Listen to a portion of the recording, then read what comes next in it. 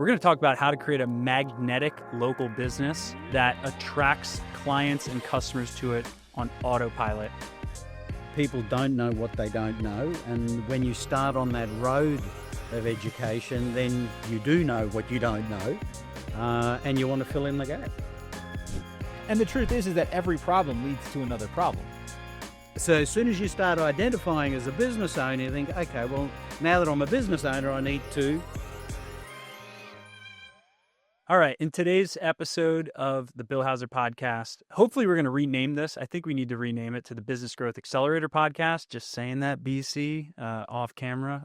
That was actually on camera. We're going to talk about how to create a magnetic local business that attracts clients and customers to it on autopilot. So I have two amazing human beings with me who both know how to do this and have done this before. Vic Ciuffetelli and Andy Stickel, and we're going to be diving into how do you create a magnetic business. And I think probably makes sense to start with the marketing genius himself, Andy. So how the hell do you create a magnetic business? So if you look at the basic laws of attraction, the thought process is that if somebody feels like you need them, then they automatically feel like they don't need you. And conversely, if people feel like you don't need them, then they're going to feel like they need you. It's the basic laws of attraction, and anyone that's ever dated and, been in relationships and then not in relationships has probably experienced this.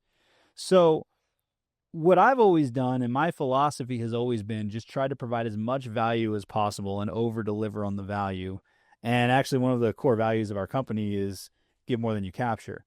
And, what ends up happening when you do that is you end up building a lot of money up or a lot of points up in the goodwill bank, to where when you're providing lots of value and you're just give, then you don't seem desperate to people, right? And actually Alex Hormozi is a great example of this. He did this for 7 years, and then he cashed in at $105 million weekend, and the reason why is because he just gave and gave and gave and gave. And for a long time, his whole philosophy was, I have nothing to sell you, which ended up not being true because he had his books and, he started doing some workshops and stuff like that. But the general philosophy is that the way it seems counterproductive, or it seems counterintuitive, the more you give and the less you ask, the more people will start to ask you, hey, how can I pay you to ask you more questions?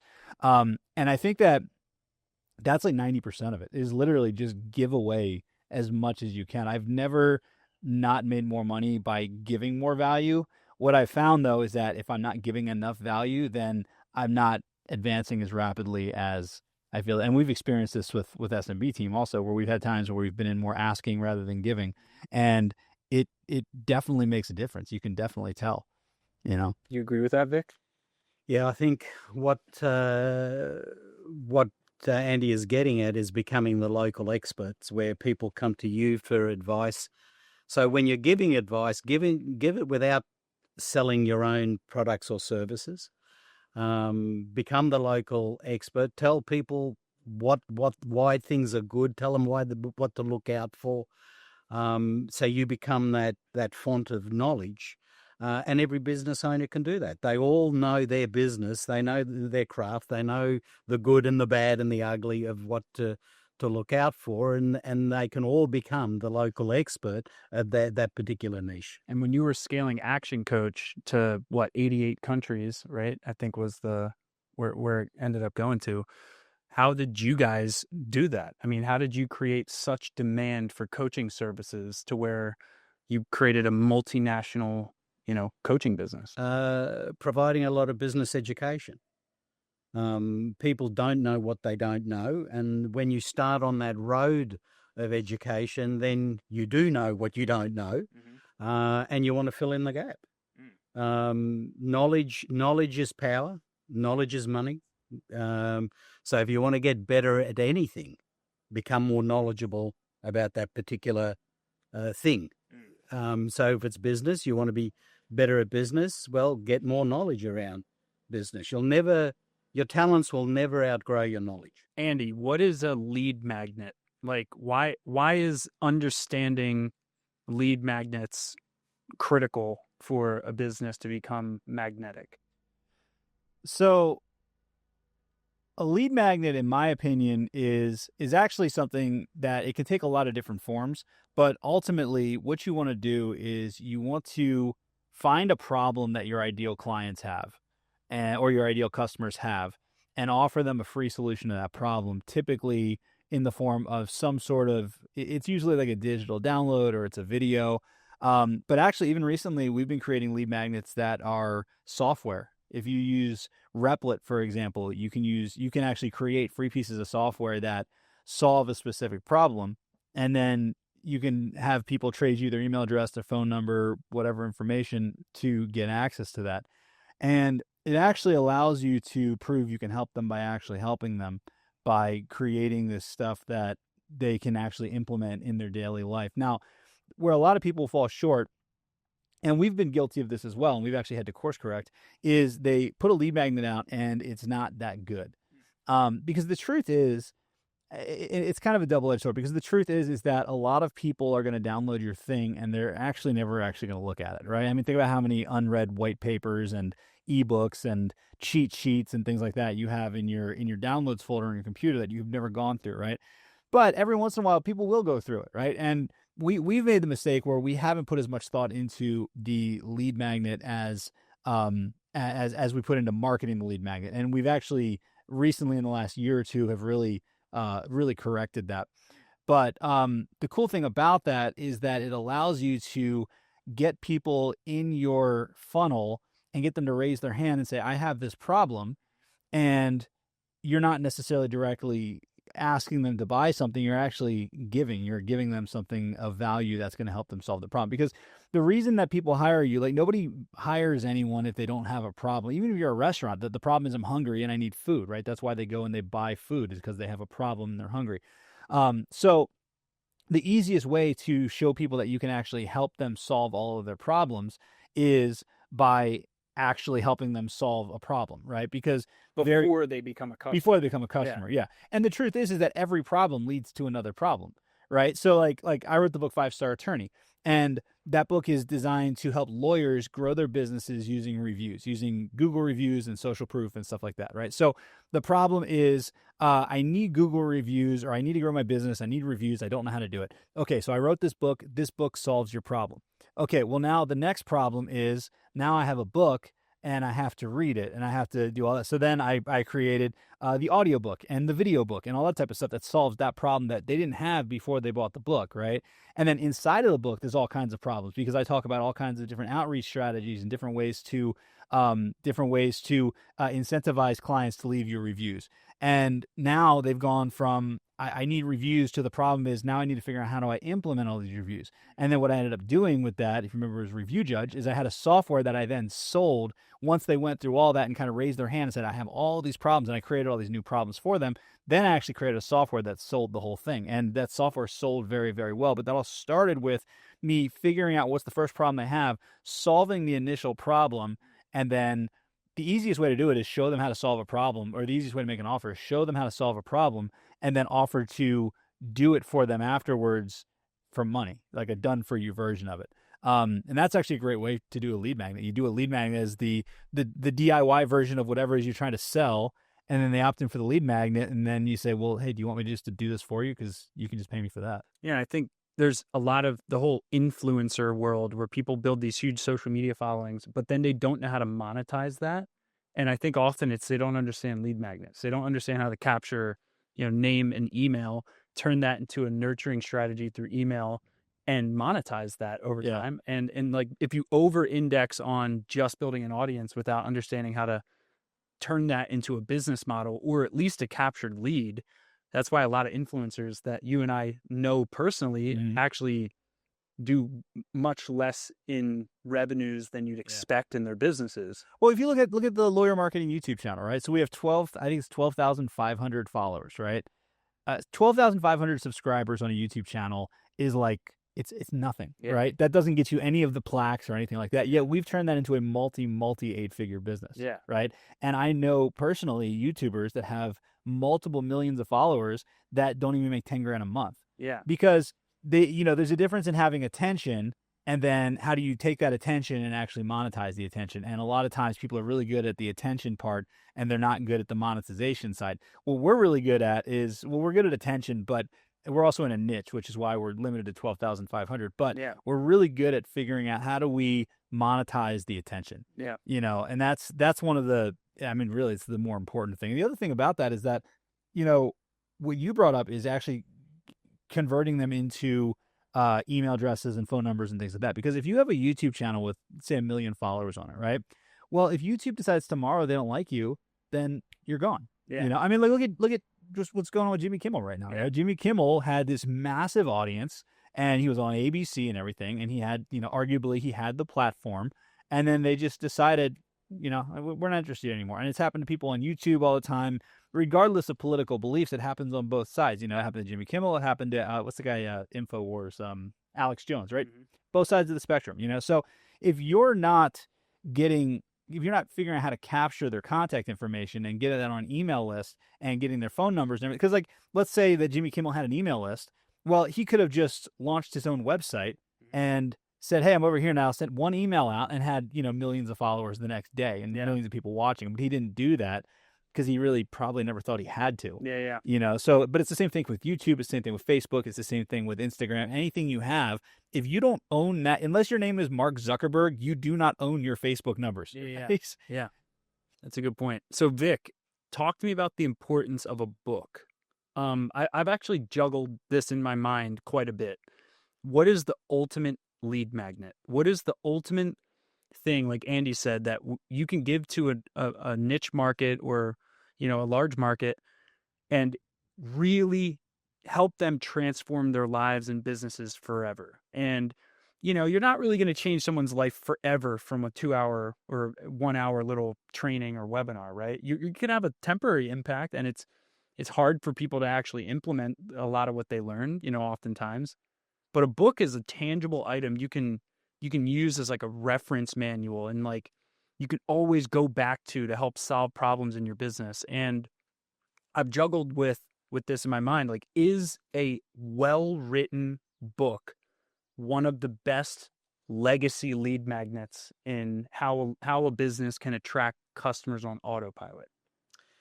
Yeah, well, yes. A book, when you look at what goes behind the creation of a book is generally someone's lifetime experiences. Mm-hmm. They put, so they've lived this 20, 30, 40 years of experience, and now they're going to put it down into 300, 400, 500 pages.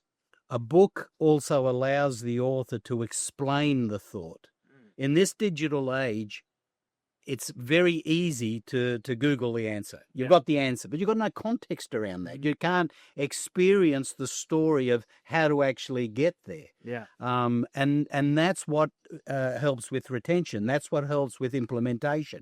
When people understand the context, not just the answer. It's like giving a child a math equation and there's the answer. Mm-hmm. Yeah, but if they don't understand how they got to the answer, that really is not going to give them lifelong learning. So a book gives you plenty of time to be able to do that. And also as a reader, you imagine that this person who has written this book, and there's some fantastic authors out there, it's taken 20, 30 years of their life to write that particular book. But I can read it in 3 weeks. Mm-hmm. So in 3 weeks, well, I could read it a lot quicker if it was of huge interest. But generally, if you read an hour or so a day, in 3 weeks, you'll have the book read. In 3 weeks, I've just gained somebody's life experiences. Mm-hmm. Now, you put down a quest, a goal to read a book a month. By the end of the year, you've got 12 life histories, experiences that you've just downloaded to yourself. Now, with that amount of knowledge... That's 240 years of knowledge. You look at that. Yeah. And I didn't have to live through it. I bought someone else's experiences, and through that, I got to understand their stories. And because I understood their stories, I understand the context. So therefore, I can implement those learnings. You've written a lot of books, Andy, so How to Get More Law Firm Clients, 5-Star Attorney. We wrote Law Firm Growth Accelerator. There's probably another one. No, is that it? Andrew Stickel Challenge. But that wasn't quite a yeah, that was book. more like Compilation. open a page That was a day. Andy Stickel's greatest hits. Yeah. Yeah. So 4 books, really. I mean, they all are books that have been released that have produced amazing results for people who read them. So would you say that a book is like one of the ultimate lead magnets, or do you think about it differently? Picture this, right? So picture you're at a conference, right? And, maybe it's 2,000 people in the room. And you sit down and there's somebody sitting next to you. And the person sitting next to you says, hey, you know what? I've got a really good way that you can make a lot of money real quick. Write this down, right? Now, you're probably going to take their advice with a grain of salt because you're both sitting in the audience, right? Now, imagine that person is on stage and gives the exact same advice, but says, okay, here's how you can make a lot of money really quickly. You're going to be like, oh, yeah. What did he say? You know what I mean? Yeah. So it's a difference in authority, right? Okay. Because there's a difference between, we're peers sitting next to each other in a conference, or put somebody on a stage, and now there's a higher level of authority. New York Times best-selling author, or best-selling author, or whatever it is, that's a higher level of authority. Just the fact that you wrote a book makes you a higher level of authority, because most people assume that it's very, very difficult to write a book, which it is. Yeah. Now, obviously, things like ChatGPT and everything have made it a lot easier, but it still is a big project. Mm-hmm. So just writing the book is going to give you an authority. And me, I'm the only person that's ever written a book on how to grow a law firm using social proof and using Google reviews and things like that. So I can literally say I wrote the book on getting Google reviews for law firms, right? That places me above any other person who's going to go out there and talk about getting reviews for lawyers and stuff like that. Now, does that mean that there's people out there that are that I'm the smartest person in the world, I'm the best person in the world, I'm the only one that can speak on the subject? Absolutely not. There's probably people out there that are smarter than me. Well, not probably. I know there are, that probably have better strategies than I do, things like that. But they don't have a book. And I have a book. You can go to Amazon, you can Google it, you can see all the reviews. You can go to Audible and see the book and see all my reviews. You can see me on Goodreads, right? Like, it adds legitimacy. And it's the best business card you could ever give out, because like, you just pass somebody, here's my book, and then it's cool. You open up the book, you got all these testimonials in the beginning. And it's funny because a book is the hardest thing to get somebody to consume. Yeah. That's it's very, very difficult to consume. But if I'm talking to somebody who's read my book, it's not a question of if they're going to buy. It's just a question of what are they going to buy. So that's my thought, is I kind of juggled, like I said, I've juggled with this in my mind a lot. If someone reads your book, I think there's nothing, and it's a well-written book that you put a lot of time and effort into, just like we did for Law Firm Growth Accelerator. And by the way, that book will eventually, very soon, be Business Growth Accelerator, which will show our entire law firm growth model that works for all business types. So stay tuned for that. The thing I juggle with on this is how hard it is to read a book, and what % of people actually finish books, and what % of people read books over the course of their lifetime, and how many books they read. So then it makes me think, well, okay, if they read the book, maybe that's your most valuable thing. What % of people read that book? Maybe it's actually not the most valuable thing, because when you do a 2-hour webinar on a topic and we have hundreds of people listen to that, right? Everybody, our stick-through rate on an event like that's probably 65 to 80% of those who show up at the beginning of it that stick through to the end, right?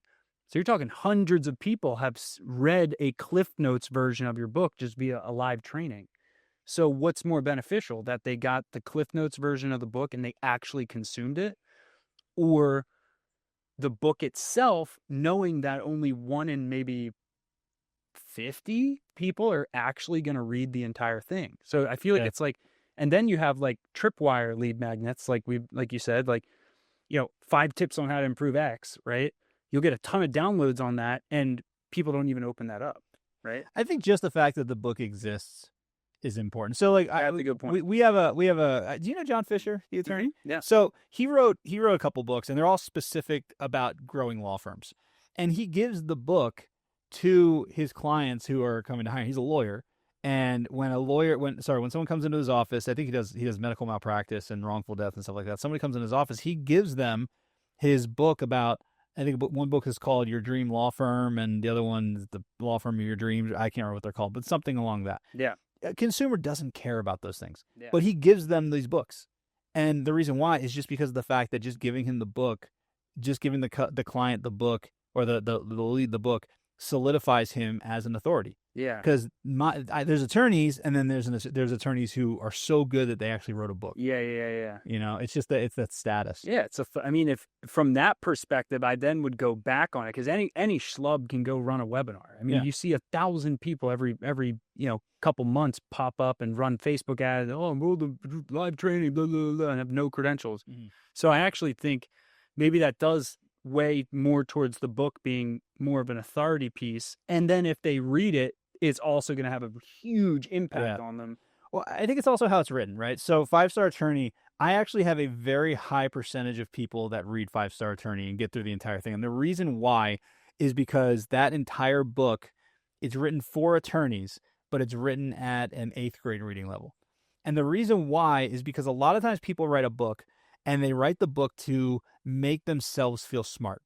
And they want to make the book. This book is a brag piece on me. Here, look at all these big words that I can use, and look how smart I am, and all that type of stuff. And I didn't do that with 5-Star Attorney because I wanted people to actually read the book. Because there's a couple ways you can look at it. There's the way that I look at a book, because the purpose of writing the book is to ultimately, 1, to help people, and 2, to get them to ascend to the next thing that I want them to ascend to.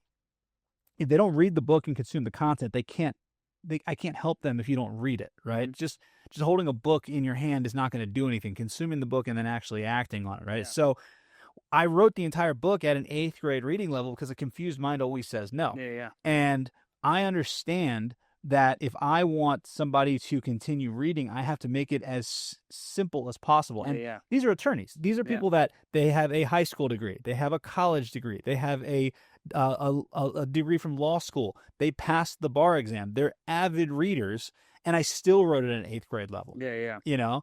And I think that that's actually something that you really have to do, is you have to think about, how can I actually get people to consume it? Because you can't help anybody if they don't consume it. Yeah. And that's something that is very, very important, is figuring out, like, how can I put myself aside and not make it all about me, but make it about them. And when you do that, that really comes across in the fact that people will finish it. Like, we get so many people that will come to our events and I give them the book and they say, like, oh, it's such an easy read. I read it on the plane ride home. Mm-hmm. That's awesome. Yeah. If they could sit down on a plane ride and read the entire book and then actually go implement it, like, how many people, there's so many people that actually, that book actually inadvertently was, I'd say, too good, because it put Review Judge out of business. Yeah. Which is the software, because people were like, oh, I didn't use the software because I just did what he said in the book and it worked. You know? Yeah. So maybe I wrote the book a little too well, but yeah, if you can do that, but now people, I've helped people solve a legitimate problem, so now they believe that I can help them solve their other problems, which is a lot. It's half the hurdle is certainty that you can actually help people. So, Vic, on the front of live trainings and education to help people identify that they have a problem, I want to probe into that, because I think oftentimes people who are experts in what they do, but not experts in marketing what they do, they make the mistake of believing that people want what they sell, right? And instead of creating desire for what they sell, they only end up marketing to that 2 to 3% of people who are actually actively searching for a solution provider, right? So, for example, I got Invisalign from my dentist I was telling you about. And when I went into my dentist's office, I did not know I needed Invisalign. My teeth looked straight. And so she did a scan on my mouth, and she said, yeah, your teeth are straight, but here's the problem. Your molars are tilting in, and here's proof of that, and here's how it affects your mouth over time, and here's what happens if you don't fix it. So I left that meeting, with a clear understanding of the fact that I had a problem, right? And I don't see that happen in people's marketing. I don't see too often that people are able to take someone from their marketing, of not knowing they had a problem to then exposing that they have a problem, right? So in something like selling, let's say, coaching services as an example, I think it relates to any type of business, right? How can dentists in their marketing educate people around, certain things about dental health, right? In a way that shows them through their marketing that they have a problem, right? How can this apply to construction? How can this apply to really any other vertical? Because I know it's critical to your success that you've had in your marketing strategy. Yeah, I think that look, most people will know what the 3 or 4 or 5 biggest, whether it be objections or key learnings their prospects or clients have through using their services. So it's understanding what are the problems that I've had to find solutions for in the past, which you will guarantee that they will have problems other people will have. So it's talking about those problems openly, because people don't know what they don't know. And when it comes to a problem, it's always easier to solve a problem when you get it at the earliest stages. All right. Because every big problem started off as a little problem. Yeah. But how do you identify that yourself with that? Well, you need to educate yourself to be able to be aware. Yeah. Now, in businesses, as we're talking about business ownership here, most business owners are very good at what they do. Yeah.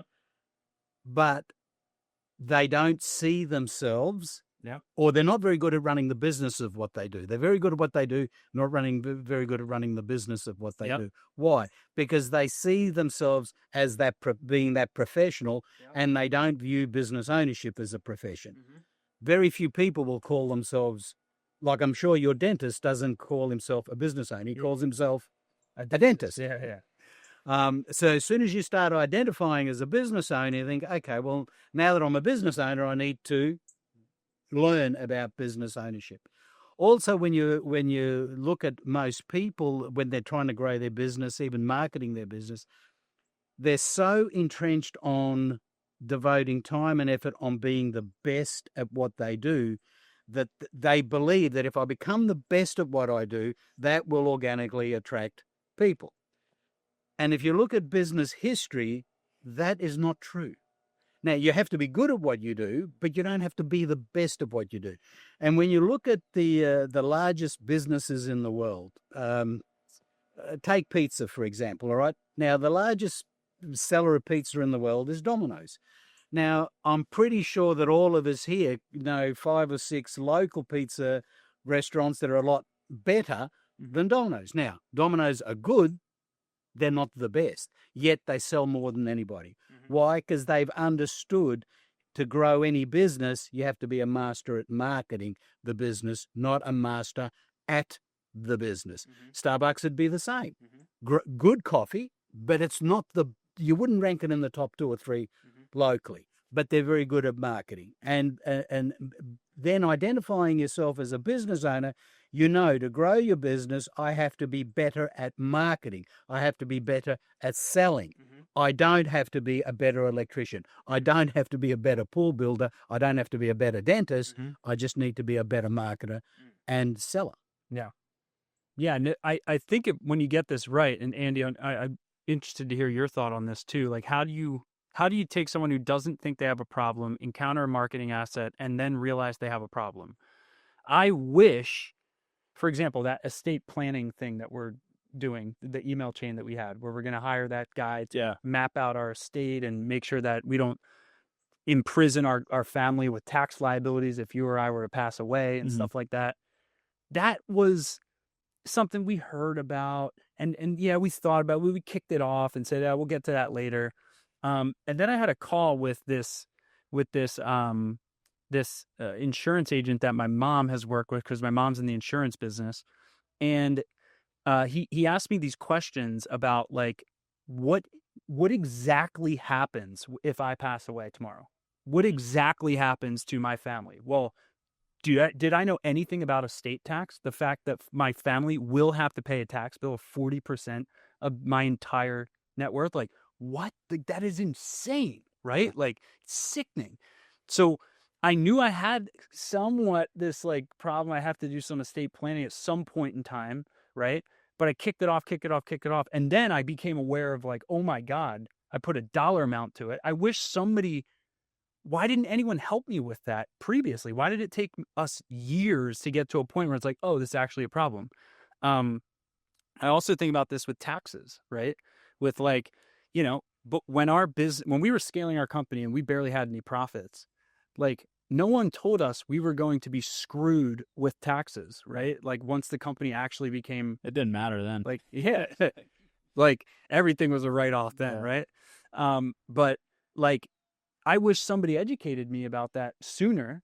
And I wish I had more advanced strategies, but nobody helped me through their marketing. You say, show people you can help them by actually helping them. Yeah. Nobody earned my business in those areas because nobody helped me in through their marketing around those two areas.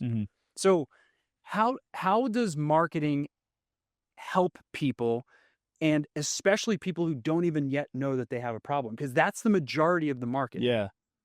But can I just jump in there, Andy, for a sec? You didn't know your problem, that you had a problem, but your estate planner did know that people in your circumstance have these problems. Yeah. So as the estate planner, the marketing would be, here, is this you? Yeah. And as soon as you read that ad, well, actually, that is me. Yeah. That's the way to get the message across. Yeah, I think that there's two ways. So if it's one-to-one, like if you're actually talking to an estate planning attorney or financial advisor, they can ask you those questions. Well, if you die tomorrow, who gets your stuff? Who gets this? Who gets that? Right? But you can't really do that. I mean, you can ask those rhetorical questions when you're in a group setting or in your advertising or marketing, but it's kind of hard because a lot of times I think there's a disconnection where they don't feel like it necessarily applies to them. So what I like doing is I like telling parallel stories that basically have irrefutable truths, right? Truths you cannot argue against, right? So, so for example, we were talking, I was talking about the need for using personality tests when you're hiring people. And this is something that a lot of times people struggle with. So we've all heard, right person, wrong seat of the bus, right? But I was trying to figure out, well, what's a great way to make this point so I can convince people that, maybe I should use a personality test, right? So I was thinking back to when I was in high school. I used to play varsity soccer, and I remember there's this one game very distinctly. We were walking up to the field, and the other team was already there. The bus was already there because they bussed the team in. And I see this guy walking up with a pair of goalie gloves, and he's got a goalie jersey on, and he has one arm. And I'm like, surely this isn't the goalie. Like, he's got one arm. There's no way that this guy's one arm is the goalie, right? So sure enough, he starts warming up. They're taking shots on him, and he's actually doing pretty decent, right? So we're about to start the game, and I was playing center defensive mid, and I'm still looking at this guy. I'm like, they really have a one-arm goalie. This is crazy, right? So kickoff, and we play the game. What do you think happened? What do you think? Scored a lot. We won 10-0. I mean, it was ridiculous. You just kicked to the left side, and you can't stop it, right? So a couple months later, we play the same team, right? And we pull up to the thing. We're at their stadium now. We pull up, and there's the goalie again, or there's the guy with one arm again, but this time he's wearing a regular jersey. And we play the game, and he plays forward this time, and he scores 2 goals, and they win 2-1, right? So it's a great example of right person. He's clearly a great goalie because we were a good team. We were in the discussion for state championship every year, and he just needed to be in the field where he had both of his legs instead of in the goal where he has only one arm, right? So it's a great example of when you tell that story, and let's say I had a product about personality testing, and I'm trying to make that comparison, right? I can say this is a great player, but very clearly you put him in the wrong position, he's not going to survive there, right? So this is why you need to know, that you have the right person in the right seat. And what's the best way to do that? Well, in that scenario, you can kind of use your eyes. I mean, it's pretty obvious, right? But normally you can't really tell. You can't tell if this person's good at that. So that's why you use personality testing. Yeah. You figure out what are the personalities that we need for this role, and ChatGPT can help you with that. And then you use the DISC profile and use the Colby A index, and you just make sure that when you hire somebody, but before you interview them, that their scores match, and that's the easiest way to make sure they have the right person in the right seat. So I'll tell stories like that. Brilliant. That will make the parallel, and you can't argue with that. So I always try to figure out what's the story that they can't argue with. So now in my mind, as a business owner, right, we think to ourselves, I definitely have a couple people on my team who are the one-arm goalie, right? So that's a perfect example of what I was asking is like, you showed someone they had a problem, not how someone would like on the sales calls I was on. Yeah. They asked me direct personalized questions on what. Well, you also don't want to attack people too, because like if you say like, oh, you got the wrong people, well, that kind of, are you saying I suck at hiring? Are you saying I'm not good? You know what I mean? So, but instead you share a parallel story, which makes the person come to their own conclusion. Yeah. Right. To go, wow, maybe I have a problem in this area. I'll give this a shot. Yeah. And we know that works because it's worked over centuries, because you go through to the Bible, and they don't call it stories, they call them fables. Yeah. But exactly the same thing. You explain the situation, and people say, yeah, I understand that situation, and they're drawn to that story. Like I'm drawn to Andy's story. Yep. That's how you let people know that, yes, you do have a problem, and it's a common problem. Yep. Most people's problems, even though the person themselves think, I'm the only one, I'm the only business owner struggling like this. No. Thousands have gone through it before. Yeah. Thousands have found solutions. You'll have a solution. Yeah. So, that's all the time we have today for how to create a magnetic business where customers flock to you and hopefully create the problem of too much money, which is the problem I wish upon every viewer of the podcast. So and then you have another problem, which is taxes and estate planning. Yeah. Because every solution leads to a new problem. Yeah, it's very, very good. So we should start solving that problem for people now on tax avoidance. All right, well, subscribe. I'll see you in the next episode. Stay great.